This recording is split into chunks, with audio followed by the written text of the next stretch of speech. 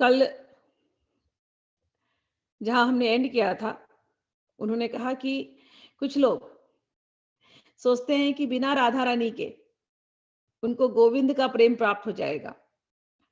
मानो वो पूर्णिमा रात्रि में पूर्णिमा रात्रि को देखना चाहते हैं बिना चांद का, या चांद को अगर जानना है किसी को चांद कैसा दिखता है, तो पूरी तरह से चांद को देखना है, पूर्ण चंद्र को देखना है, तो कहाँ देखेंगे? पूर्णिमा में देखेंगे, पूर्णिमा की रात्रि में देखेंगे। तो कह रहे कोई चांद को जानना चाहे और पूर्णिमा रात्रि को नहीं जाए, तो वो कैसे जानेगा? इसी प्रकार से कोई कृष्ण को जानना चाहे और श्री राधा को नहीं जाने, तो वो कैसे जानेंगे?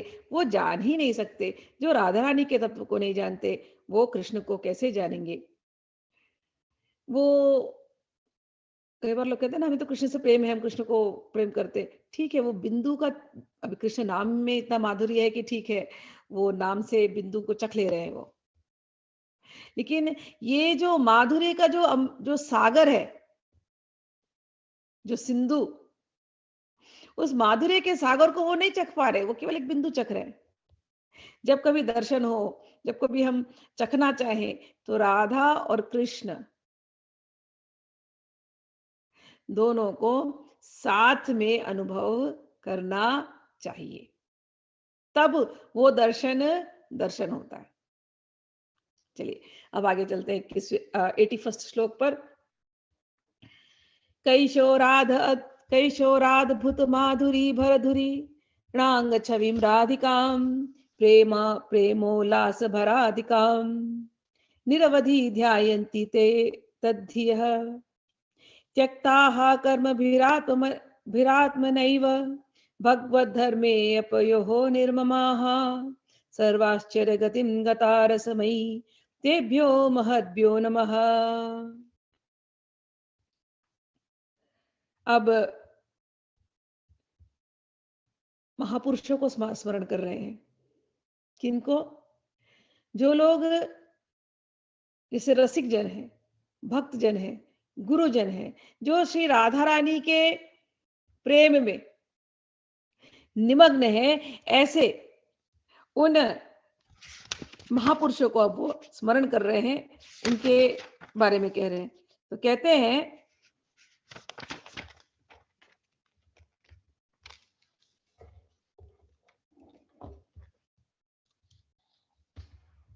जो व्यक्ति कर्मों के द्वारा स्वयं ही परित्याग कर दिए गए हैं, भगवत धर्मों में भी स्पृहा त्याग करके, जो सबके लिए आश्चर्यजनक विचित्र रसमय राधा दास्य भाव धारण करके सदा तन्मय चित्त बुद्धि से विचित्र कैशोर माधुरमयी अंग कांति धारण करने वाली अतिशय प्रेम उल्लास शालिनी श्री राधा जी का स्मरण करते हैं, उन महापुरुषों को मैं प्रणाम करता हूं।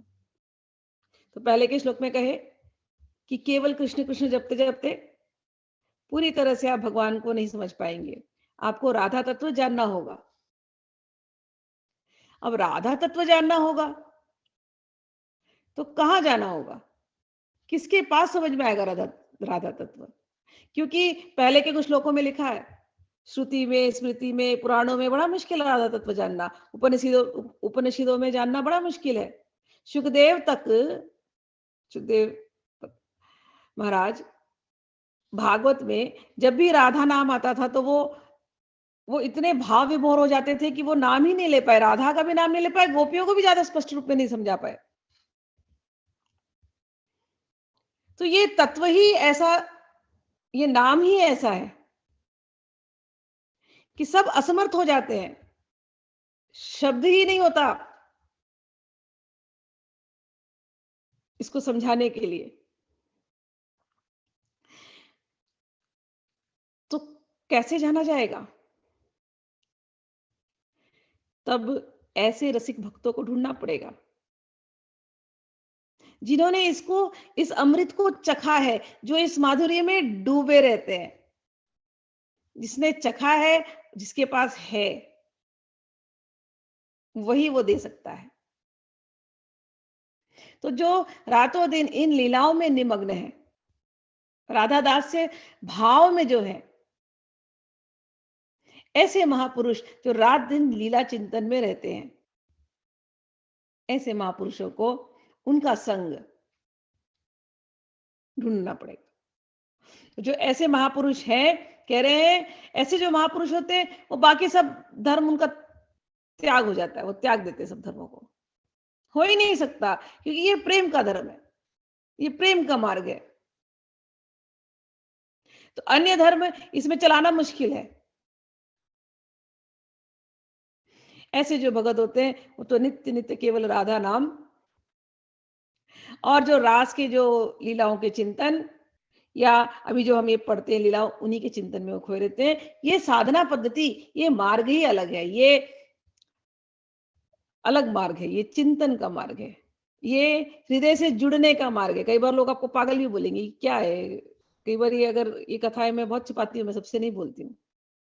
When I am in normal public, या कभी कोई ज्ञानियों की भी ग्रुप होती है, आई एम क्वाइट। कितनी बार कई लोग आते हैं ऐसे, बहुत प्रश्न करते हैं राधा कृष्ण के बारे में या कुछ भी ऐसे, नहीं बोल सकती, बोल ही नहीं सकती हूँ, क्योंकि बोलने के लिए एक बेस चाहिए। अभी तो तुम कृष्ण को नहीं जानते, अभी तो उपनिषदों में फंसे हो, अभी तो अलग अलग साधु संतों के अलग अलग, एवरीडे यूट्यूब खोलो तो कुछ ना कुछ नॉलेज मिलता रहता है, अभी तो उसमें फंसे हो। वो सेटल हो जाए, अन्य देवी देवताओं के प्रति जो आपका आकर्षण है वो सेटल हो जाए,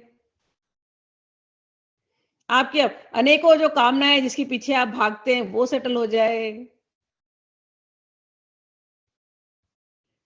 सब सेटल होने के बाद शांत मन से आप भगवत गीता पढ़ें, भगवत गीता समझें, उस भगवत गीता की वाणी पर आपको ट्रस्ट हो, फेथ हो। कई बार लोग पढ़ते हैं लेकिन उसमें भी वो, उसको उनको लगता है किताब है, अभी भी वो भावना का जो पक्ष है वो जागता नहीं है। मैं तो रोज दिन रात कोई ना कोई तो मुझे कॉल करता है, कोई ना कोई मुझसे बात करते हैं, गाइड करती हूँ, सिखाती हूँ, लेकिन मैं देखती हूँ कितना भी बोल दूं, इनका मन कितना चंचल है, कितनी जगह जा रहा है। कोई नहीं, फिर मैं अपने जर्नी को देखती हूँ, हाँ मेरा भी ऐसे ही था। ये तो संतों की पुरुषों की कृपा कुछ हुई कि मन जाकर स्थिर हुआ। और ये पन्ने, ये जो हम पढ़ते हैं, ये सब कुछ, ये कोई किताब नहीं है, ये रियल है। ये एक पर्दा खुला, लेकिन दो चीज काम करती है इसमें, एक कि हमारा अपना प्रयास और इनकी कृपा, ये दोनों काम करती है। हम सुनते हैं, सुन करके फिर वो कोशिश नहीं करते, हम भगवान से के प्रार्थना तक नहीं करते कि भगवान आपने जो रास्ते बताए हमको चलना है, हम तो भटकना ही चाहते। सुन करके भी हम भटकते हैं, हमें पूरी प्रार्थनाएं रटी होती है, सारे पद रटे होंगे हमको, लेकिन हमारे आचरण में उतरता नहीं है। मेरी बहुत ही अजीब सी स्थिति है। तो यहां जो कह रहे हैं कि उन महापुरुषों को प्रणाम है जो केवल राधा रानी के प्रेम में, उन्हीं के अंग कांति की धारणा करते हैं, उन्हीं के माधुर्य की धारणा करते हैं, जो जिनका चित्त बुद्धि सब कुछ राधा रानी में लगा है, ऐसे महापुरुषों को प्रणाम है। अन्यत्र कहीं मन जा ही नहीं रहा है, अन्यत्र कहीं मन जाएगा ही नहीं। और जब तक ये स्थिति नहीं आती, जब ये पढ़ते हैं ना, और जब मैं अभी इतना कह रही हूं कि ये फेथ होना चाहिए, वो होना चाहिए, ये इसलिए कहती हूँ, ये इस रास्ते पे मैं खुद चली हूँ और मैं जानती हूँ कि कितने डिस्ट्रैक्शन है। उन डिस्ट्रैक्शन से बचने के लिए सत्संग जरूरी है, और सत्संग में जो गुरु महाराज कहते हैं, महाराज जी कहते हैं, गुरुजन की बात सुननी जरूरी है। और जब अपने जीवन में उतरती नहीं है, और जब हम अपने खुद के रिपोर्ट कार्ड में अपने आप को नेगेटिव देते हैं, तो जाकर के भगवान के चरण पकड़ो, अपने गुरु के चरण पकड़ो, उनसे प्रार्थना करो कि हमको ये प्रेम दो। चैतन्य महाप्रभु के चरण पकड़ो, उनसे गुरुओं में भी बड़े बड़े गुरु हैं, लेकिन मैं कहती हूँ चैतन्य महाप्रभु के चरण पकड़ो कि हमें वो प्रेम दो, भगवान हमें वो प्रेम दो, वो जो अनन्य भक्ति होती है ना, अनन्य भक्ति, यहां वहां मन ना भटके, ऐसी अनन्य भक्ति हमें दो। ये जो महत्पुरुष कह रहे हैं, ये जो रसिक जन कह रहे हैं, ये हमारे अंदर ये रसिकता आए, हमारा मन वापस से संसार के छोटे छोटे तुच्छ विषयों में न जाए, ऐसी प्रार्थना। तो यहाँ पर कह रहे हैं कि ऐसी महापुरुषों को मैं प्रणाम करता हूं, जो जिन्होंने सारे भगवत धर्मों के भी स्पृहा त्याग दिए। भगवत धर्म की स्पृहा त्याग दी मतलब, इसमें मैंने कहा ना कि अपने अंदर कोई इच्छा जाग जाए, तो वो इच्छा पूरी करने के लिए हम फला गुरु के पास गए, फिर कोई हमको मिल गया, बोला फला सत्संग अटेंड कर लो, हमने वो कर लिया। उनका कुछ जो भी हम कर रहे हैं, उनका कुछ भी ये रस, ये जो हम दिन रात रस वाली बातें करते हैं, उनसे कुछ लेना देना नहीं है, लेकिन हम करे जा रहे हैं बिना क्वेश्चन किए। कोई और धर्म किसी ने बता दिया, हम फॉलो कर रहे हैं। कोई और देवी देवता के बता रहे हैं, हम फॉलो कर रहे हैं। अभी भी अनन्य भक्ति हमारे अंदर आई नहीं है। ये पूरे से उठ करके कोई बोलता है बस हो गया, मुझे अब किसी को नहीं फॉलो करना, मुझे राधा रानी को ही फॉलो करना है, भगवान श्री कृष्ण को ही फॉलो करना है, सबको नमस्कार है दूर से, साहब ने मुझे बहुत गाइड किया, लेकिन अब तो मेरी अनन्य भक्ति केवल राधा कृष्ण की तरफ है। सब राधा कृष्ण के अंश हैं। होता यह है, लोग क्या करते हैं, देवी देवता को खूब पूजते हैं और भगवान को पीछे कर देते हैं। उल्टा होना चाहिए, भगवान के सारे अंश हैं, तो हम इनको पूजेंगे। सारे संत सारे गुरु भगवान के अंश हैं, तो इनकी तस्वीर होनी चाहिए। ऐसे भावना रख करके अन्य सारे धर्मों की स्पृहा त्याग करके जो राधा दास्य इस भाव को धारण करते हैं और उस तन्मयता में खोए रहते हैं, ऐसे महत्पुरुषों को नमस्कार है। लिखन्ति भुज मूलतो न खलु शंख चक्रादिकम विचित्र हरि मंदिरम न रचयन्ति भालस्थले लसत्तुल लसत्तुलसी मालिकां ददति कंठपीठे न वा गुरोर्भजन विक्रमात् कहिय ते महाबुद्धयः। यहाँ थोड़ा सा ये सरकास्टिक से हो रहा है, थोड़ा सा जैसे ताना मार रहे जैसे कहते हैं आहा, ऐसे अबुद्धिमान, महाबुद्धिमान नहीं, कैसे ऐसे महा अबुद्धिमान इस जगत में कौन है जो न अपने गले में तुलसी की माला धारण करते हैं। क्योंकि आप महत्पुरुषों के पास जाएंगे, उनसे जब भगवान की बातें करेंगे, उनके जब चरित्र को देखेंगे, तो उनमें कुछ चीजें आपको एकदम स्पष्ट रूप से नजर आएगी। वेदर वो बोले या नहीं बोले, लेकिन कुछ बाहर से उनके चरित्र में नजर आता है। एक कंठी माला उनके पास होगी, तिलक उनके पास होगा, और तुलसी की माला हाथ में होगी, जप करते होंगे।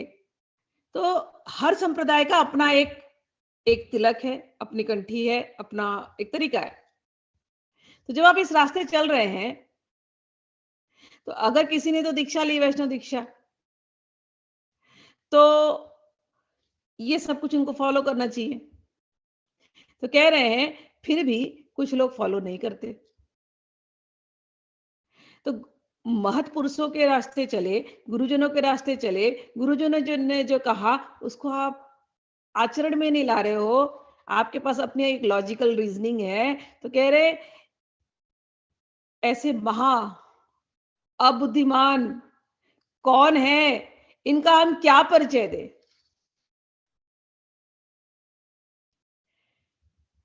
आगे कहते हैं कर्माणि श्रुति बोधितानि नितराम कुर्वन्तु कुर्वन्तु मा गुणाश्चर्या रसास्रगादि विषयान् गृह्णन्तु मुञ्चन्तु वा कैर्वा भाव रहस्य पारमतिः क्षीराधिका प्रेयसः किंचित गैरनुज्जूयतां बहिरहो भ्राम्यद्भिरन्यैरपि।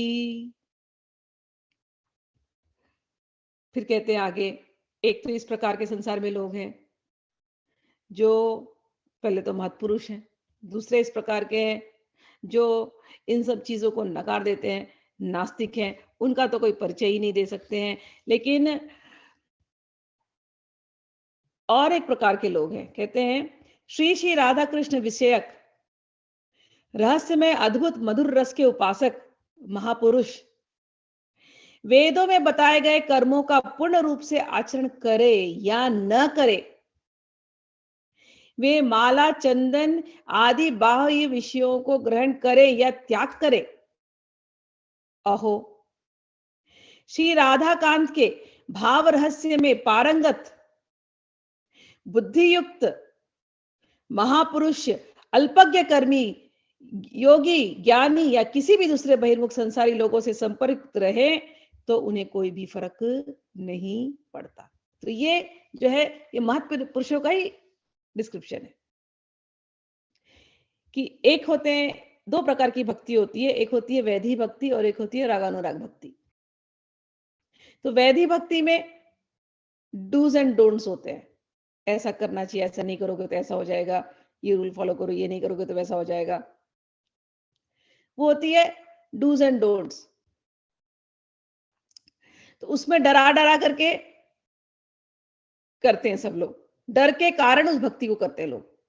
हमने एकादशी नहीं रखी तो हमारे को कुछ हो जाएगा, हमने कंठी नहीं धारण किया तो हमें कुछ हो जाएगा, हमने तिलक भूल गए तो कुछ हो जाएगा, ऐसा डर के। लेकिन एक और महापुरुष होते हैं जो इतने भाव में विभोर होते हैं या उनकी लीला चिंतन इतनी सतत निरंतर चलती है कि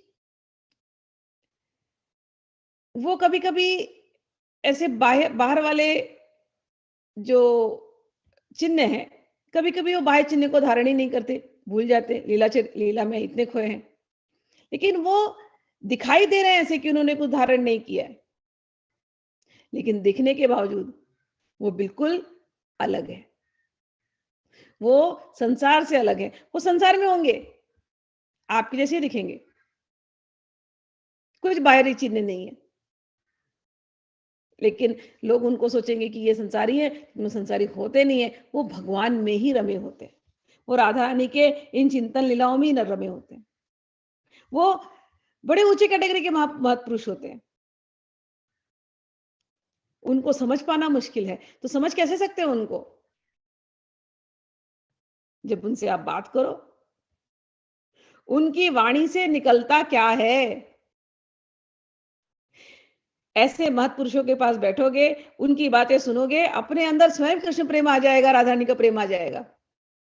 अभी हम प्रबोधानंद सरस्वती को रोज पढ़ते हैं, हमारे सामने प्रकट रूप में तो है नहीं, हम नहीं देख पा रहे कि उन्होंने कंठी पहनी कि चंदन डाला है कि नहीं डाला, नहीं डाला, देखा देख नहीं पा रहे, लेकिन उनकी जो वाणी है, केवल वाणी पढ़ते पढ़ते मन सीधा वृंदावन में चला जाता है, निकुंज लीलाओं में चला जाता है।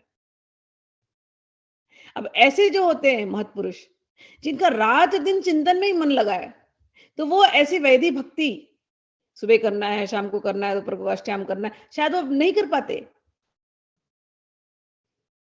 न वो वैधि भक्ति नहीं कर पाते, उनकी भक्ति तो निरंतर चलती है, उसको कहते हैं रागानुराग भक्ति।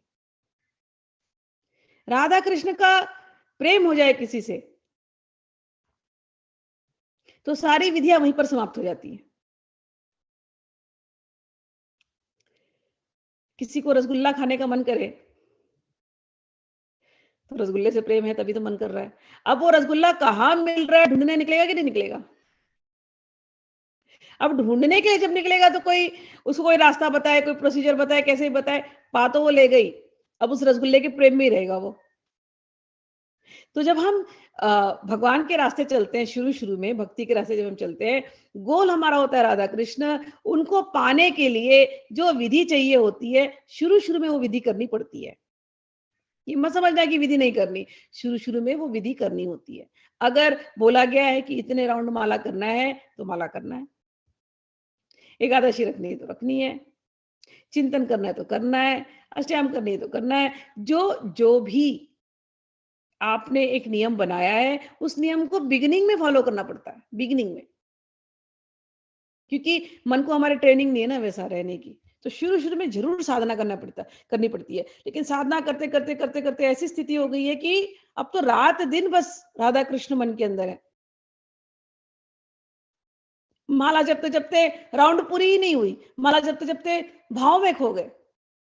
1 घंटे में जहां माला होती थी 10 माला, अब 1 घंटा तो केवल चिंतन में चला गया। तो उसमें खेद मनाने की जरूरत नहीं है। चिंतन हो रहा है ना 1 घंटा, तो सही चल रहा है। अब घबराने की जरूरत नहीं, अरे हमारी 1 घंटे में 10 माला नहीं हुई। नहीं, ऐसा सोचने की जरूरत नहीं। चिंतन, चिंतन में जाना, फिर जब चिंतन इतना डीपली हो जाएगा, फिर आप उठोगे चिंतन से ना, तो भी वो चिंतन आपका पीछा नहीं छोड़ेगा। वो आपके नेत्र खुले हों, फिर भी वो चिंतन चलता ही रहेगा। यही करना है, ये गोल होता है, ये पाना होता है।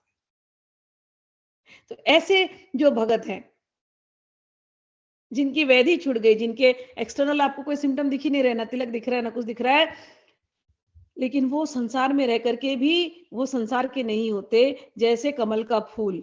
उनके हृदय कमल पे हमेशा राधा कृष्ण विराजमान है। कमल का फूल कीचड़ में से निकलता है, जल में से निकलता है, लेकिन उसके ऊपर जल डालते हैं तो वो जल फिसल जाता है। तो ये जो ऐसे जो भक्त होते हैं, राग अनुराग, ये संसार में नहीं फंसते। संसार का जल इनके ऊपर चढ़ता ही नहीं, फिसल जाता है। एक तेलंग स्वामी थे, तो बनारस के थे, बहुत बड़े संत थे तेलंग स्वामी। तेलंग स्वामी को एक बार उनकी शिष्या ने बुलाया, और ओरिजिनली कर्नाटक के थे, तो किसी कर्नाटक फैमिली ने इनको बुलाया, तो फिर अपने शिष्यों के साथ गए और खाना खाने बैठे। तो उसने उस दिन गलती से, गलती या जो भी उसको लगा कि ये हमारे साइड के हैं, शायद मछली खाते होंगे, उसने सबसे अच्छा मछली का डिश बनाया और तेलंग स्वामी की प्लेट में डाल दिया। तेलंग स्वामी तो अपने भाव में खोए हुए, उनके लिए कोई फर्क ही नहीं। वो जब खा रहे हैं, उनको कोई स्वाद का ये नहीं था कि मैं स्वाद के लिए खा रहा हूँ। हाँ, मुझे बुलाया है भोजन के लिए, भोजन करने बैठा हूँ, महाप्रसाद दिया जा रहा है, महाप्रसाद खा रहे हैं, प्लेट में पड़ गया, मछली है, उठा के खा लिए और खाते गए, क्योंकि उन्हें होश नहीं है कि ये क्या खा रहे हैं। वो इतने भगवान में तल्लीन है वो। लेकिन जो बाहर वाले लोग, बाजू वाले जो शिष्य लोग आए, सबने देखा, अरे महाराज जी मछली खा रहे हैं, ये क्या हो गया? मतलब मछली खाना अलाउड है, शायद खा सकते हैं ऐसे कभी कभी, महाप्रसाद के रूप में खा सकते हैं। उस समय तो कुछ नहीं, महाराज जी अपने धुन में थे, खा गए, उठे, वहां से चले गए, वापस आ गए अपने आश्रम। ये शिष्य लोग भी आश्रम आ गए। लेकिन शिष्यों के दिमाग में बैठ गया कि मछली खा सकते हैं। फिर शिष्यों ने अगले दिन जब खाने बैठे, मछली मंगाया खाने के लिए। तेलंग स्वामी वहां से गुजरे, देखे मछली खा रहे। उस समय पे वो भाव में नहीं थे, उनका ध्यान मतलब नॉर्मल था। देखा शिष्य लोग मछली खा रहे, बोले ये क्या कर रहे हो तुम लोग? तो वो देखे, बोले गुरुदेव आप भी तो खाए कल। तेलंग स्वामी बोले मैंने मछली खाया? बोले हाँ, आपने मछली खाया कल उनके घर पे। तेलंग स्वामी कुछ बोले नहीं, बोले ठीक है चलो, मैंने खाया इसलिए तुम लोग भी खाओगे, कोई बात नहीं। अगले दिन क्या किए, शिष्यों को ले गए अपने एक शिष्य लोहार के घर में, बैठ गए। बोले आज तुम्हारे यहाँ प्रसाद खाना है, और सारे शिष्यों को बैठा दिया, तो तुम ही बैठो। लोहार एकदम खुश, अरे आज हमारे घर में तेलंग स्वामी आए। बोलिए महाराज क्या ले आऊं प्रसाद में? बोले तेरे भट्टी से ना 5 किलो गरम गरम पिघला हुआ लोहा लेकर के आ। वो बोला क्या लोहा? बोले हाँ हाँ, पहले उसको लेके आ, फिर मैं आगे बताता हूँ क्या खाना है। वो लोहा ले आया बेचारा, वहां से पिघलता हुआ ऐसे एकदम गरम गरम। बोले थोड़ा मुझे दे और थोड़े थोड़े इन सबके प्लेट में डाल दे। सब घबरा गए, क्या कर क्या रहे, पगला गए क्या ये? और जैसे उसने प्लेट में डाला, इन्होंने तो गरम लोहा लिया, हजम कर लिया। अब बाकी लोग देख रहे, गरम लोहा। फिर इन्होंने बाकी को देखा, तुम भी खा लो, गुरुदेव ने कल मछली खाया तो तुम मछली खा रहे थे, आज मैं गरम लोहा खा रहा हूं, तुम भी खा लो। अगर मैं 5 किलो खा सकता हूँ, तुम 5-5 ग्राम खा लो। शिष्य घबराए, अरे महाराज मार दोगे क्या?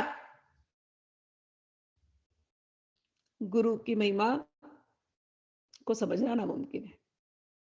गुरु किस भाव में रहते हैं, वो दिखेंगे तुम्हारे जैसे, चलेंगे तुम्हारे जैसे, बातें करेंगे तुम्हारे जैसे, लेकिन उनकी अंतर की जो स्थिति होती है वो बिल्कुल तुम्हारे जैसी नहीं है। संसार की चीजें तुम देख करके ललचते हो, उनको लालच नहीं आती। तुम्हें रूप रस गंध स्पर्श में इंटरेस्ट है, उनको नहीं होता। उनको दिखेगा, तुम्हारे से बात करते रहेंगे, नॉर्मल लगेगा, लेकिन अंतर की उनकी स्थिति बिल्कुल अलग है। तो ऐसे महत्पुरुष इतने राधा दासी में खोए हुए हैं, इतने उस लीला चिंतन में खोए होते हैं कि उनको आप जज नहीं कर सकते। है इन्होंने तिलक नहीं डाला, है इन्होंने कंठी नहीं डाली, है इन्होंने ये नहीं किया, इन्होंने, लोग करते हैं, लोग ऐसे दोष दोष निकालते हैं, संतों में भी जाकर के दोष निकालते हैं, मैंने देखा है। तो वो नहीं करना चाहिए हमको, ठीक है। आगे कहते हैं कैसे होते हैं वो संत, क्या गुण है उनके अंदर। कह रहे हैं अलम विषय वार्तया नरक कोटि विभत्सया। ये मेरा बहुत फेवरेट श्लोक है, कई साल इसको मैं पढ़ती थी। अलम विषय वार्तया नरक कोटि विभत्सया वृथा श्रुति कथा श्रमो बत विभेमि कैवल्यतः परेश भजनोन्मदा यदि शुकादयः किं ततः परम तु मम राधिका पदरसे मनोमज्जतु। कह रहे हैं कि अलम विषय वार्तया नरक कोटि विभत्सया, ये जो संसार की जो वार्ता है जिसमें आपको इतना आनंद आता है, ये सारी की सारी वार्ता ये केवल घिनौनी है। अलम विषय वार्तया, ये घिनौनी वार्ता है। और ये वार्ता, ये जो संसार की आप करते हैं, कोई भी वार्ता संसार की करते हैं, वो नरकों का सैर कराने वाली है। ये जब मैंने पहली बार फर्स्ट टाइम मैंने महाराज जी के मुंह से सुना था ये सेंटेंस, अलम विषय वार्तया नरक कोटि विभत्सया। विषय वार्ता, संसार की वार्ता कोटि कोटि नरकों का सैर कराने वाली है। संत मुनिगण इन विषय वार्ता से दूर रहते हैं। आपको महान बनना है तो प्रयत्न करो, संसारी कोई बातें हमको सुननी ही नहीं है, डन।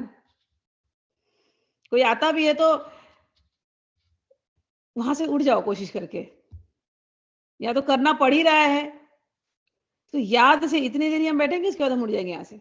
टाइमर लेकर के चलो, आधे घंटे, 1 घंटे, 1 घंटे के बाद जैसे ही वहां से हटे, क्योंकि हमको डीलिंग करनी पड़ती है संसार में, तो जैसे ही वहां से 1 घंटे बाद आप हटे, तुरंत आपकी माला, तुरंत आपका जाप शुरू हो जाना चाहिए। अब यह नहीं कि 1 घंटे आपने उसकी बात सुनी, फिर आप निकले वहां से, फिर उस बात के ऊपर आप भी बैठ के मनन कर रहे हैं, फिर घर गए, फिर उसी बात को खोल करके बताया किसी को, तो उसमें बहुत मनन में क्या होता है, मन की स्थिति थोड़ी सी गंदी हो जाएगी। बिगिनिंग में ये अपने माइंड को चेक करना होता है, बार बार चेक करते रहिए, कहाँ मेरा मन है, कहाँ मेरा मन है। तुरंत थोड़ी देर अगर अपने संसार की बातें करनी पड़ रही है, कर लीजिए, लेकिन फिर जैसे ही आप वहां से हटे, तुरंत भगवान में मन लाइए, तुरंत स्विच तुरंत होना चाहिए। ये प्रैक्टिस करना, ठीक है। और याद से कोई भी किसी भी व्यक्ति की आप बात कर रहे हो, तो आपके हिसाब से बहुत इंपॉर्टेंट बात कर रहे हो आप, लेकिन मैं बता रही हूँ वो अच्छी बातें नहीं है किसी की तारीफ भी नहीं, किसी की बुराई भी नहीं, कोई और व्यक्ति की बात ही क्यों निकल रही है मुंह से, अपने अपने भगवान की बात निकले। अगर हमको प्रशंसा करनी है अपने भगवान की करें, बुराई करनी है तो अपनी करें, अगर करनी है तो। लेकिन क्यों, ये जबान दी है भगवान के नाम के लिए, ये आपका दिन भर का साधन हो जाए। अलम विषय वार्तया, जितनी ये संसारी बातें ये केवल घिनौनी है, ट्रैश है, कोटि नरक सेवे, कोटि कोटि नरकों का सैर कराने वाली है। और सच में जीते जीते नरक, जितनी आप संसार की बात करो ना, जीते जीते नरक हो जाते हैं जीवन, मत करो। आगे कहते हैं वृथा श्रुति कथा श्रमो बत विभेमि कैवल्यतः। कहते हैं कि ये श्रुति पुराण इत्यादि पर बहुत चर्चाएं होती हैं, लॉजिक, घंटों घंटों इस पर लोग, इवन स्पिरिचुअल बातों में घंटों इस पे बात करते हैं, लॉजिक पर। अरे लॉजिक लेके जाओगे कहाँ, अगर भगवान में भक्ति नहीं होती है, लॉजिक लेके क्या प्रूव करना चाह रहे हो। थोड़ी देर ठीक है, कुछ दिन ठीक है, कोई लोग जीवन बिता देते केवल लॉजिक फाइंड आउट करने में। सारे श्रुति स्मृति सब पढ़ करके एक ही चीज है बस, उसका एक ही निष्कर्ष है बस, दो लोगों की बातें करनी चाहिए बस, एक हरि और एक हरि भक्तों की। इतना ही है निष्कर्ष। सारे लॉजिक का, सारे आर्ग्यूमेंट, सारे डिबेट, सारी खोज, सबका सिर्फ यही निष्कर्ष है, दो लोगों की बात करनी चाहिए और कोई बात नहीं करनी चाहिए, एक हरि की, एक हरि भक्तों की, बस।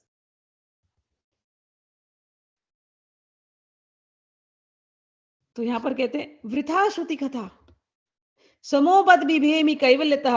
अरे ये जो कैवल्य पद की बात हो रही है, सायुज्य मुक्ति की बात हो रही है, ये भी वृथा है, मुझे तो इसमें इंटरेस्ट ही नहीं कह रहे, मुझे कोई ये श्रुति, ये सायुज्य मुक्ति और शास्त्रीय मुक्ति, ये सब मुक्ति की भी बात मुझे नहीं करनी। जब हम कपिल उपाख्यान पढ़ते हैं तो उसमें कपिल भगवान यही बोलते हैं, अरे मेरे भक्त तो मेरे प्रेम में ऐसे डूबे रहते हैं, ऐसे डूबे रहते हैं कि कोई उनको मुक्ति आकर के दे दे 5 प्रकार की, उसको भी वो ना कर देते, नहीं हमें नहीं चाहिए, हमें क्यों मुक्ति चाहिए, हमें तो बस रात दिन केवल भगवान की कथा दे दो।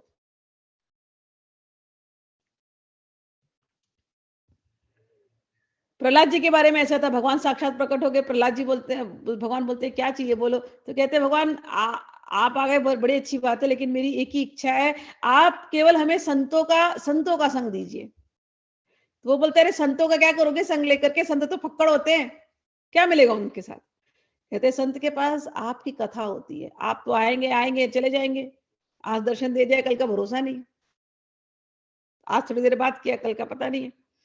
लेकिन आपके संत तो ऐसे हैं कि वो रात दिन कथा करते हैं और उन कथाओं से आपके दर्शन होते रहेंगे। तो हे भगवान, यदि बड़ी कृपा करना चाहते हो तो एक ही कृपा है, केवल संतों का संग दे दो, हरि कथा दे दो, और हमें कुछ नहीं चाहिए।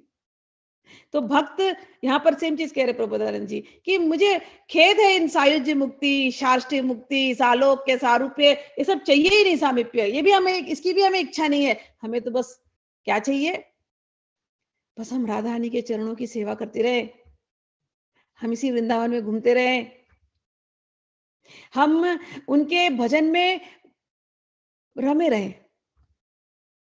यहां वो कहते हैं खेद है सायुज्य मुक्ति से तो मैं डरता हूं, कारण कि वह तो प्रधान कहतव्य है। और यदि श्री सुखदेव आदि मुनिगण परमेश्वर के भजन में उन्मत्त रहते हैं तो रहे, उससे मुझे क्या, मेरा मन तो श्री राधा के चरणारविंद में ही रस में डूबा रहे। तत्सौंदर्य सच नव नवो यौवन श्री प्रवेश सादृग्भिंगी सच रस घनाश्चर्य वक्षोज कुंभ सोयम बिंबाधर मधुरिमा तत्स्मितं साच वाणी सेयम लीला गतिरपि न विस्मर्यते राधिकायाः। अब श्री राधारानी को स्मरण करते हैं, जैसे स्मरण करते हैं कि मेरा मन तो केवल उनके चिंतन में डूबा रहे, तो उसमें कहते हैं कि उनका वो सौंदर्य कैसा सौंदर्य है, नित्य नवीन यौवन शोभा का प्रवेश, राधिका का वह सौंदर्य और वह नित्य नवीन यौवन शोभा का प्रवेश, इनकी दृष्टि का विलास और रसघन विग्रह, श्री कृष्ण को आश्चर्य में डालने वाले कुछ कलश, उनका वह बिंब फल के समान लाल अधर की माधुरी, वह मृदुर हास्य, वह सरस वाणी और वह लीलामयी गति भी मुझसे भुलाई नहीं जा रही। जैसी राधा रानी के दास्य का स्मरण करते हैं, राधा रानी की दासी के भाव में जाते हैं, किंकरी भाव में जाते हैं, तो उनके मन में एक लीला प्रकट होती है। तो लीला में वृंदावन में कहीं तो भगवान जो है बांसुरी बजा रहे हैं। अब भगवान बांसुरी बजा रहे हैं तो ये बांसुरी सुनते ही राधा रानी से रहा नहीं जाता, बोलती सखी अब मुझे ले चलो, कहां पर बांसुरी बज रही है, मुझे देखना है, चलो चलो जल्दी चलो, यहाँ से सुनते रहा बांसुरी को।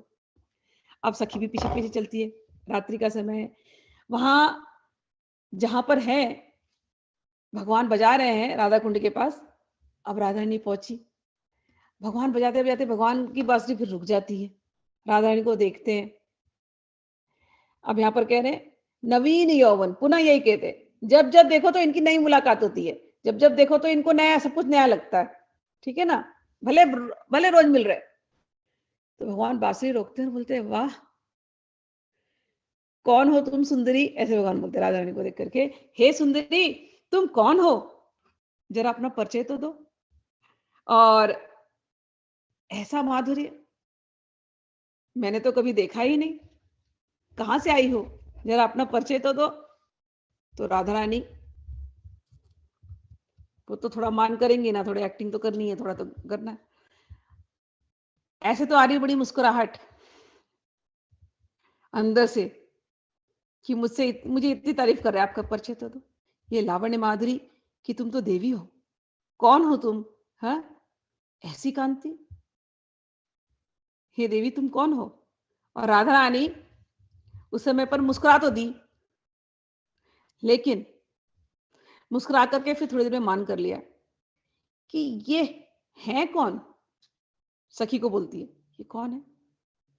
ये मुझसे मेरा परिचय पूछ रहे हैं। इनको नहीं पता मैं कौन हूं। मैं तो बरसाने की हूँ रानी, ये नहीं जानते। मुझसे पूछ रहे हैं आपका परिचय। हम्म। तो पहले तो मुस्कुराती है ऐसे शर्मा शर्मा के, लेकिन उनको दिखाना नहीं है कृष्ण को कि मैंने मुस्कुराया। तो सखी को देख के मुस्कुराती है, फिर मुंह फुला के बैठ जाती है, माननी हो जाती है। और वहां से सखी को बोलती, सखी चलो यहाँ से, ऐसे लोगों के पास नहीं आना, चलो यहाँ से। और ये लीला जब वो देखते हैं और उनको राधा रानी का चेहरा याद आता है, बोलते वो जो पल में मुस्कुराना और जो पल में रूठना, हे स्वामिनी मुझे कब वो दिखाई देगा वापस? मेरा मन तो बार बार उसी तरफ जा रहा है, आपकी उस रूप के रूप पे जो अदाएं थी उसको याद कर रहा है। हे राधा रानी मेरे मुझसे तो भुलाया नहीं जा रहा। आगे कहते हैं, यल्लक्ष्मी शुक नारदादि परमाश्चर्य अनुरागोत्सवै प्राप्तम त्वत्कृपयैव हि व्रजभृतां तत्तत् किशोरी गणैः तत्कैङ्कर्यमनुक्षणाद् भूतरसं प्राप्तुं धृताशेमयी श्रीराधे नवकुञ्ज नागरी कृपा दृष्टिं कदा दास्यसि। तो एक तरफ पहले वाले लीला में देख रहे हैं कि राधा रानी भागी है बांसुरी को सुनते हुए, तो जहां रास होने वाली है राधा कुंड के पास, वहां गए हैं और वहां पर मुस्कुरा रही हैं, फिर वाम्य भाव में आ जाती हैं। एक तरफ वो देखते हैं, फिर उनको बड़ा अच्छा लगता है कि फिर सारे किंकरियों को देखते हैं, सारे मंजरी गण को देखते हैं, सारे सखियों को देखते हैं, सब कितनी प्रसन्न है। फिर उन्हें लगता है वाह वाह, ये जो भाव भंगिमा है, ये जो अभी हुआ, ये तो सुखदेव इत्यादि को भी, नारद, लक्ष्मी, सुखदेव, इनको भी ये सुलभ नहीं है। वो भी नहीं देख सकते, इतनी प्राइवेट है ये, इतनी पर्सनल है ये। लेकिन हम लोगों का ऐसा सौभाग्य है, किंकरियों का ऐसा सौभाग्य है कि किंकरी वृंद ने देखा। कह रहे हैं लक्ष्मी, सुखदेव, नारद आदि ने जिसे परम आश्चर्य में अनुराग उत्सव रूप में अनुभव किया है, और व्रजवासियों में उन सब किशोरियों ने भी जिसे केवल आपकी कृपा से प्राप्त किया। जब रास हुआ तो रास में तो बहुत कुछ गोपियों को प्राप्त हुआ। कहते हैं वो सब कैसे प्राप्त हुआ? हे राधा रानी आपकी कृपा से, आपके दास्य बने होने से ऐसे अद्भुत रस की प्राप्ति हुई। हे राधा रानी, हे नवनिकुंज नागरी, हे राधिके, आप अपनी कृपया दृष्टि कब प्रदान करोगी? कब मैं वापस वो देख पाऊंगी, वो झलक जो अभी इस लीला में हुई? आगे कहते हैं, लब्ध्वा दास्यं तदति कृपया मोहन स्वादितेन सौंदर्य श्रीपद कमलयोरलालनहि स्वापितायाः श्रीराधाया मधुर मधुरोचिष्ठ पीयूष सारम भोजम भाजम नव नव रसानंद मग्न कदा स्याम। कह रहे हैं कि राधा रानी की कृपा से हमको किंकरी बनने का सौभाग्य मिला। अब वो लीला में ही है। तो लीला में पहले श्लोक में 85 में कृष्ण भगवान बांसुरी बजा रहे थे, राधा रानी वहां गई है, रास मंडली सजी है, और भगवान को पता है ये छेड़ करके ये माननीय होने वाली है, तो भगवान भी कोई कम नहीं है, हमेशा कुछ तो ऐसी बात करेंगे जिससे माननीय हो जाए। भगवान को उनको मनाने में बड़ा आनंद आता है, इनको रूठने में बड़ा आनंद आता है। और सारी सखियों को पता है ये तो रोज का ही खेल है, रूठना मनाना, रूठना मनाना। हाँ, तो सखी किंकरी कहती है, कैसा मेरा सौभाग्य है, इनकी दासी बनने की वजह से, इनकी किंकरी होने की वजह से मैं ये सब कुछ देख पा रही हूँ। इतनी सखियाँ इनकी सेवा कर रही हैं, मैं ये सब कुछ देख पा रही हूँ और ये सेवा का मौका राधा रानी ने मुझे दिया। तो बार-बार प्रार्थना करती है, हे राधा रानी, ये सेवा का मौका मुझे हमेशा देते रहना।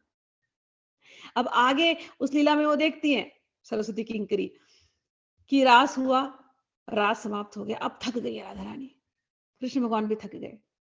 तब सरस्वती सखी ने राधा रानी का हाथ पकड़ा, बोले चलो अब कहीं तो निकुंज में अच्छा सा एक शयन गृह बनाया है, वहां शैया बिछाई है, कहीं आप लोग दोनों वहां चले।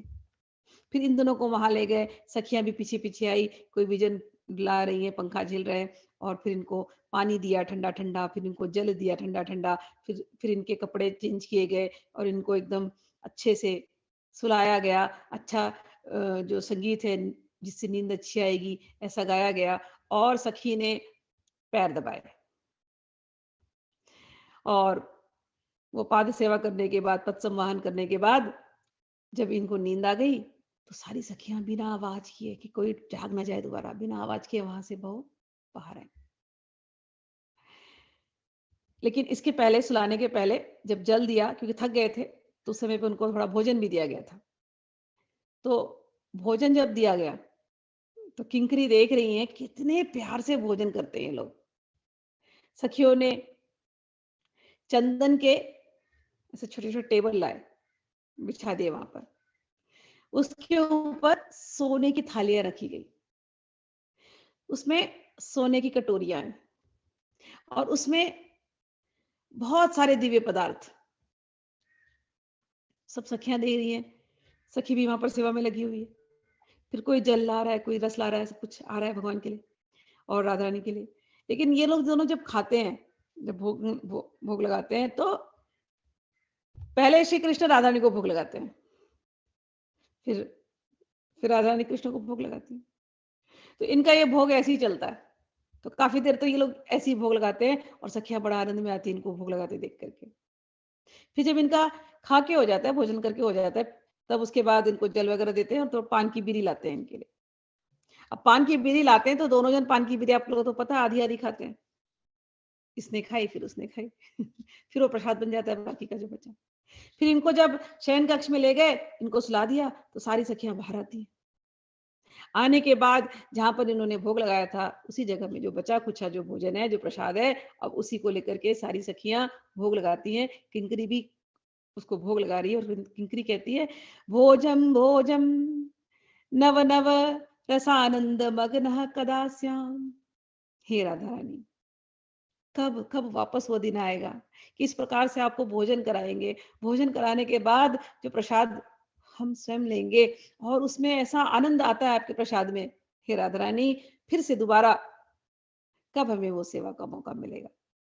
राधा रानी, ये इनको तो सेवा का मौका मिल ही गया, ये तो वहीं थे, लेकिन जितनी ये प्रार्थना है, ये हम जैसों के लिए है, कब हमें सेवा का मौका मिलेगा, कब हमें सेवा का मौका मिलेगा।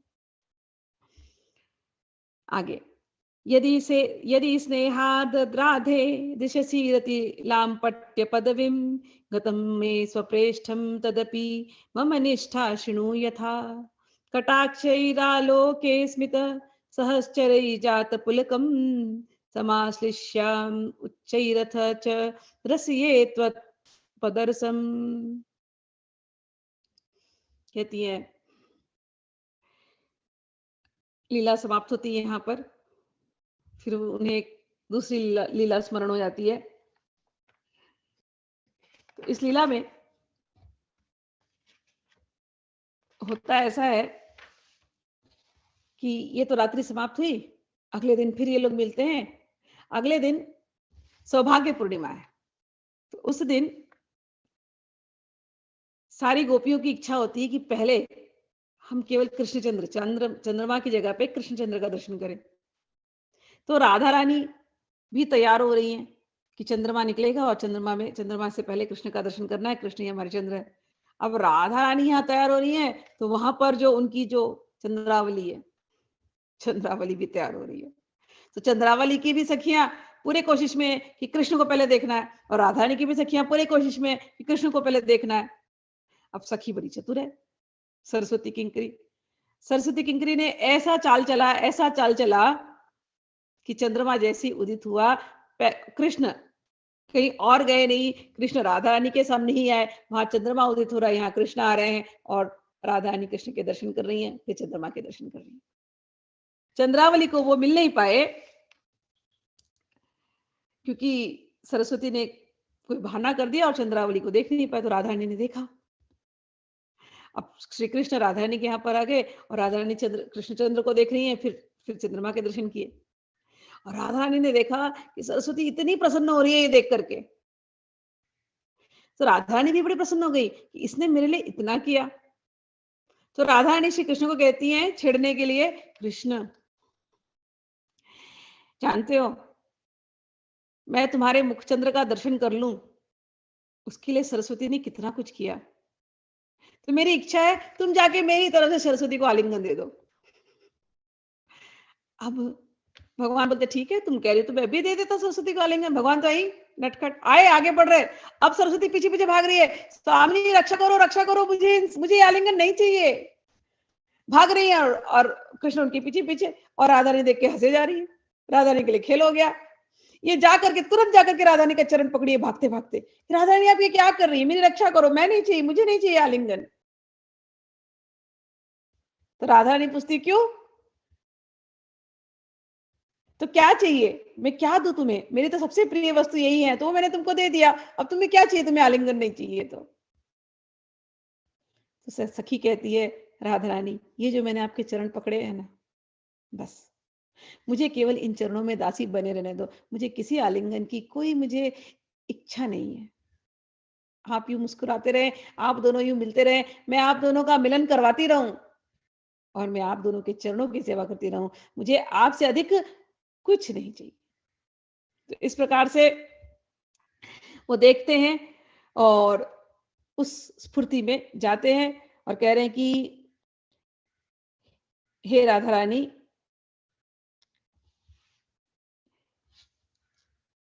मैं केवल आपके ही चरण कमल मकरंद का आस्वादन करती रहूं। अब आगे का श्लोक। कृष्ण पक्षो नवकुवलयम् कृष्ण सारसतमालो नीलाम्भोदस्तव रुचिपदम् नाम रूपैश्च कृष्णा कृष्णो कस्मात् तत्त्व विमुखता मोहन श्याम मूर्ता वित्युक्त्वा त्वां प्रहसित मुखिं किं नु पश्यामि राधे। अब इसमें एक लीला का और स्मरण आता है। अब सौभाग्य पूर्णिमा थी, तो भगवान के दर्शन हो गए। अब राधा रानी प्रसन्न हो गई, अब ये सब खेल चालू है। तब तक राधा रानी की इच्छा हुई कि रात्रि के समय पर जो जो फूल खिलते हैं सुंदर सुंदर, तुम जाओ मेरे लिए ले आओ। अब कृष्ण गए, रात्रि का समय, कृष्ण गए यमुना के पास से, जितने भी यमुना में अच्छे अच्छे फूल है सब तोड़ ताड़ के लेके आए, लेकर के आ रहे थे, लेकिन हमेशा की तरह वो थोड़ा विलंब हो ही जाता है उनको, जो भी कारण है, सौभाग्य पूर्णिमा है, क्या पता रास्ते में चंद्रावली मिल गई होगी, जो भी रीजन होगा हमें क्या पता। एनीवेज कृष्ण लेट हो गए। अब लेट हो गए तो आपको तो पता है राधा रानी फिर माने नहीं हो गई। अब कृष्ण आए फूलों का गुच्छा लेकर के, खूब उसमें सुंदर सुंदर कमलिनी है, नीले रंग के खूब नील कमल है, और बहुत सारे तमाल के पत्ते हैं, अच्छे से सजाया हुआ बुके लेकर के आए। अब राधा रानी तो मान के बैठी, ले जाओ फूल जहां जहां से भी लाए, मुझे नहीं चाहिए। इतना देर लगता है फूल लाने में, कहाँ खो गए थे यमुना के पास, मुझे नहीं देखना तुम्हारा कोई फूल वूल, हो गया अभी, मेरी इच्छा तभी थी, अभी तो बहुत देर हो गया, अभी अभी इसका ला करके क्या फायदा है इसको, ले जाओ मुझे नहीं चाहिए, मुझे देखना ही नहीं है। अब कृष्ण भगवान को बड़ा अजीब लगता है, ये क्या कर रही है, इतने प्यार से मैं ले आया, रात्रि इतनी सुंदर है, इतना प्यार का मौसम है, अब मैं इसको कैसे मनाऊं। भगवान बड़े दुखी हो जाते हैं, एक्टिंग करते दुखी होने का, एक्टिंग करते हुए फिर भगवान इशारों से सखी को देखते हैं, सरस्वती को, सरस्वती कर, इनको समझा, मेरे फूल उनको दे। तो सरस्वती तो चतुर है, सरस्वती भी इशारे से बोलती रुको, आप जाओ यहाँ से, मैं संभालती हूँ मामला। तो राधा रानी तो मुंह फुलाए बैठी है। तो सरस्वती आकर के प्यार से बात करना शुरू करती है कि हे राधा रानी, एक बात बताओ, आपको पक्ष में कौन सा पक्ष अच्छा लगता है, कृष्ण पक्ष या शुक्ल पक्ष? तो राधा रानी बोलती है, क्यों? अरे बोलो ना राधा रानी, कृष्ण पक्ष अच्छा लगता है ना आपको? तो राधा रानी बोलती है, हाँ पता तो है तुझे, कृष्ण पक्ष मुझे पसंद है। अच्छा, आपको फूलों में कौन सा कमल अच्छा लगता है? श्वेत कमल, रक्त कमल, पीत कमल या नील कमल? राधा बोलती, चुप कर, क्या जानना क्या चाहती है तू? सच बोलो, आपको नील कमल पसंद है ना, नीले रंग वाले? तो राधा रानी को मुस्कुराहट थोड़ी देर भी शुरू हो जाती। क्या बोलना चाह रही है तू सखी? चुप कर, मुझे सब पसंद है। हाँ लेकिन नील कमल ज्यादा पसंद है। अच्छा, अच्छा आपको हिरण हिरण पसंद है ना बहुत? पिछली बार आप बोल रही थी वो हिरण अच्छा है, और उसमें भी वो कृष्ण सारे हिरण बहुत अच्छा लगता है, कृष्ण वर्ण का हिरण कितना सुंदर है, आपको वही पसंद है ना? तो बार बार ये कृष्ण का नाम ले रही है। अब राधा रानी को हंसी आ रही है। तो राधा रानी बोलती है, क्या क्या क्या तू बुक खोल करके बैठी है पन्नों में, जो मेरे बारे में तू जानना चाहती है, क्या समझना चाहती है? हाँ पता है तेरे को मुझे क्या क्या पसंद है, फिर क्यों बार बार पूछ रही है? कृष्ण पक्ष पसंद है कि नील कमल पसंद है कि कृष्ण सार हिरण पसंद है? बोलते कोई नहीं राधा रानी, अच्छा एक बात बताओ, वृक्ष में आपको तमाल वृक्ष पसंद है कि नहीं? क्यों पसंद है तमाल वृक्ष? तो राधा रानी को और हंसी आने लगती, बोलती है तू क्या जानना चाहती है? बोलती वही, क्या आप तमाल वृक्ष का आलिंगन क्यों करते हैं? इतने तो वृक्ष हैं लेकिन तमाल का ही क्यों करती हैं? उसका रंग जो है तमाल का थोड़ा गहरा है ना, इसीलिए ना। तो ये हंसती है, क्या कहना क्या चाहती है? अच्छा एक बात बताओ राधा रानी, आपको मेघ में कौन सा रंग का मेघ अच्छा लगता है, दिन का कि रात्रि का नील मेघ? और आपको सरोवरों में कौन सा सरोवर अच्छा लगता है? श्याम कुंड ना? और आपको यमुना में क्यों अच्छी लगती है यमुना आपको? उसका पानी थोड़ा नीला-नीला है इसलिए ना? अब राधा रानी को थोड़ा-सा मुस्कुराहट आने लगी, थोड़ा-सा उनका मान हट गया। तो बोलती है, क्या बोलना क्या चाह रही है तू? कृष्ण पक्ष पसंद है कि नील कमल पसंद है कि कृष्ण सार हरिण पसंद है कि तमाल पसंद है कि नील मेघ पसंद है कि यमुना पसंद है? कहना क्या चाह रही है तू?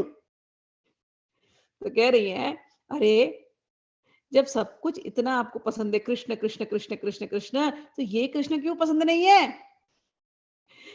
श्याम रंग आपको इतना पसंद है तो जरा तुम इस कृष्ण को देख लो, इसका भी श्याम रंग है, क्या पता पसंद आ ही जाए। जरा उसके हाथ में देखो उसने क्या लाया है। उसने यमुना से, आपकी पसंदीदा यमुना से उठा करके नीलकमल ही आपके लिए लेके आए हैं, आओ तो देख तो लो। और राधा रानी को फिर हंसी आ जाती है, मुस्कुराहट आ जाती है कि किस प्रकार से इसने मेरे मन को बहलाया, और मुस्कुराहट आ जाती है। और फिर और उनको ध्यान नहीं होता कि कृष्ण पीछे खड़े, मुस्कुराने लग जाती है शर्मा शर्मा के, और तब तक कृष्ण भगवान वहां पर अपना गुलदस्ता लेकर के नील कमल का प्रकट हो जाते हैं। तो इस प्रकार से ये सारे सेवाएं किंकरी कहती हैं। अब कहती हैं, लीला पांग तरंगी तैरीव दिशो नीलोत्पल श्यामला दोलायत कनकाद्रिमण्डलमिव व्योमस्तनैस्तन्वतिम् उत्फुल्लस्थलपङ्कजामिव भुवमरासे पदन्यासतः श्रीराधामनुधावतीं व्रजकिशोरिणां घटां भावये। इनको ऐसी ऐसी लीलाएं याद आती हैं, तो कहती हैं, हे राधा रानी, मुझे पुनः कब उस रासस्थली पर जाने मिलेगा? मैं उस रासस्थली का ध्यान करती हूँ। जब आप उस रासस्थली में जा रही थी, तो पूरी सखी वृंद आपके पीछे-पीछे, कुछ विजन चरा जुला रही हैं, कुछ फूल फेंक रही हैं, कुछ इत्र छिड़क रही हैं, कहीं कोई लोग करताल बजा रहे हैं, कोई मंजीरे बज रहे हैं, कोई नृत्य संगीत होते हुए जा रहा है। सारी की सारी मंडली जा रही है उस यमुना की तरफ, और उस मंडली में मैं भी थी। हे राधा रानी, मुझे उसका स्मरण हो रहा है। लीलामय कटाक्ष तरंगों के द्वारा जो दिशाओं का नील कमलों की भांति श्यामल वर्ण कर रही हैं, अपने समुन्नत वक्षस्थल के द्वारा आकाश मंडल को दुलायमान स्वर्ण में पर्वत मंडल से मानो मिलित हो रही हैं। एवं रास लीला में अपने चरणों के विन्यास के द्वारा रास स्थली को जो प्रफुल्लित स्थल कमलों की भांति प्रकाशित कर रही हैं। श्री राधा के पीछे दौड़ती हुई उन ब्रज किशोरी उन ब्रज किशोरियों की मंडली का मैं ध्यान करती हूँ। इस प्रकार से आज हम लोग क्लास ही एंड करते हैं। 90 श्लोक तक किया। राधा रानी की जय हो, रास मंडली की जय हो, कृष्ण की जय हो और सभी गोपियों सखियों सखी वृंद की जय हो। जय श्री कृष्ण। हरि बोल।